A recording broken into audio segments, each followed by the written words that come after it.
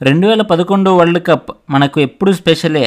ఎందుకంటే మన దేశ గౌరవాన్ని పెంచింది, మన భారతీయులను తలెత్తుకునేలా చేసింది. ఈ 2011 వరల్డ్ కప్ మనకు ఎంతో సంతోషాన్ని ఇచ్చినా సీజన్ మొదలైనప్పటి నుంచి కంప్లీట్ అయ్యే వరకు ఎన్నో ఎమోషన్స్తో మనల్ని ఆకట్టుకుంది. బాధ, ఆనందం, గెలుస్తారో లేదో అన్న భయం, ఒక్కో సమయంలో గూస్ బంప్స్ రావడం, ఇలా మరి ఇన్ని ఎమోషన్స్ జరిగిన చోట మనల్ని ఆశ్చర్యానికి గురిచేసే విషయాలు కూడా జరిగి ఉండాలి కదా, జరిగాయి. ఇప్పుడు 2011 వరల్డ్ కప్లో మనల్ని ఆశ్చర్యానికి గురిచేసే విషయాలేంటో ఇప్పుడు మనం తెలుసుకుందాం. నంబర్ 1, మీకు 2007లో జరిగిన వరల్డ్ కప్ గుర్తుందా? గుర్తుంటుందిలేండి, ఎందుకంటే మర్చిపోయేంత చిన్న విషయమేం కాదు కదా. ఆ సీజన్లో మన టీం ఘోరంగా ఓడిపోయి గ్రూప్ దశలోనే నిష్క్రమించి ఒక ఫెయిల్యూర్ సీజన్గా మిగిలిపోయేలా చేసింది. అదే 2011లో అయితే వరల్డ్ కప్ని గెలిచి ఒక సక్సెస్ఫుల్ సీజన్ అయింది. మరి ఇందులో ఆశ్చర్యం ఏముంది అంటారా? 2007 వరల్డ్ కప్లో భారత్ ఫస్ట్ మ్యాచ్ ఎవరితో ఆడిందో తెలుసా? బంగ్లాదేశ్తో. ఈ సీజన్లో చివరి మ్యాచ్ శ్రీలంకతో.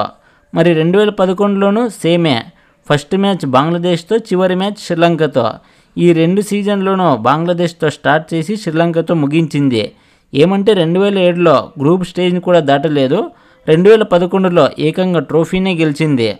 నంబర్ 2, బీసీసీఐ మన క్రికెటర్స్ని ఎంత బాగా చూసుకుంటుందో తెలుసు. ఒక్కసారి ఇండియన్ క్రికెట్కు సెలెక్ట్ అయితే చాలు, వారి లైఫే మారిపోతుంది. బీసీసీఐ కూడా ప్లేయర్లకు ఎక్కడా లోటు రానివ్వదు, ఫుల్ ఫెసిలిటీస్ అందజేస్తుంది. అలాంటిది మన ప్లేయర్ల కోసం ఒక మ్యాచ్లో మధ్యాహ్నం భోజనం కూడా ఏర్పాటు చేయలేకపోయింది అనే విషయం మీకు తెలుసా? అది ఏ మ్యాచ్కో కాదు, 2011 వరల్డ్ కప్లో సెమీఫైనల్లో పాకిస్తాన్తో ఆడినప్పుడే.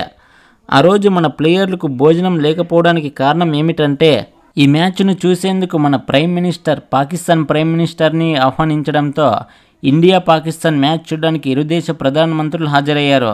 దీంతో హై సెక్యూరిటీ ఏర్పాటు చేశారు. మన ప్లేయర్లకు ఏర్పాటు చేసిన ఫుడ్ని ట్రక్లో పెట్టి పంపించారు. కానీ హై సెక్యూరిటీ కారణంగా టయానికి స్టేడియం దగ్గరకు ఆ ట్రక్ రీచ్ కాలేదు. ఈ విషయం మన వాళ్లకు తెలియక మధ్యాహ్నం 2 గంటల వరకు వెయిట్ చేసి భోజనం ఎక్కడ, మ్యాచ్ స్టార్ట్ అవ్వడానికి టైం అవుతుంది అంటే అప్పుడు ఈ విషయాన్ని తెలియజేశారు.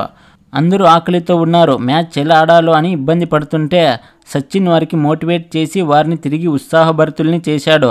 అప్పుడు ఏం చెప్పాడు సచిన్ అంటే, మీరు మధ్యాహ్నం భోజనం చేశారా లేదా అని ప్రపంచం చూడదు, మీకు ఆకలి వేస్తుంది కదా, గ్రౌండ్లోకి వెళ్ళండి, అక్కడ పరుగులు సాధించి వారి వికెట్స్ తీసి మీ ఆకలిని తీర్చుకోండి. మీరు కొట్టే ప్రతి పరుగుకి, మీరు తీసే ప్రతి వికెట్కి మన భారతీయులు చేసే సంబరాలు చూస్తే మీకు ఆకలి వేస్తున్నట్టు అస్సలు అనిపించదు అని చెప్పాడు. నంబర్ 3, ఇది కూడా పాకిస్తాన్ పైన జరగడం విశేషం. అదేంటంటే, మామూలుగా ఏ ప్లేయర్ అయినా బ్యాటింగ్ చేస్తున్నప్పుడు అతని క్యాచ్ మిస్ చేస్తే ఆ రోజు అతని లక్ కలిసొచ్చింది అంటాం. అదే 2 సార్లు క్యాచ్ డ్రాప్ చేస్తే నక్కతోక తొక్కి వచ్చాడేమో అనుకుంటాం. ఒకవేళ 3 కాదు 4 సార్లు క్యాచ్ డ్రాప్ చేస్తే 6 సార్లు అవుట్ అయ్యే ప్రమాదం నుండి తప్పించుకుంటే ఇక ఏమనాలి. అసలు ఇలాంటి సన్నివేశం ఇంటర్నేషనల్ క్రికెట్లో జరిగే ఛాన్స్ ఉంటుందా అంటే జరిగింది. సెమీఫైనల్లో సచిన్ పాకిస్తాన్పై ఆడుతున్నప్పుడు 23 రన్స్ దగ్గర ఎల్బిడబ్ల్యూ అవుట్ అయిపోయాడు. అంపైర్ అవుట్ ఇచ్చేశాడు. రివ్యూ తీసుకుంటే అందులో నాట్అవుట్గా తేలింది. మళ్ళీ 23 రన్స్ దగ్గర స్టంప్ అవుట్ జస్ట్తో తప్పించుకున్నాడు. 27 రన్స్ ఉన్నప్పుడు అఫ్రీది బౌలింగ్లో మిస్బాకు క్యాచ్ ఇస్తే డ్రాప్ చేశాడు.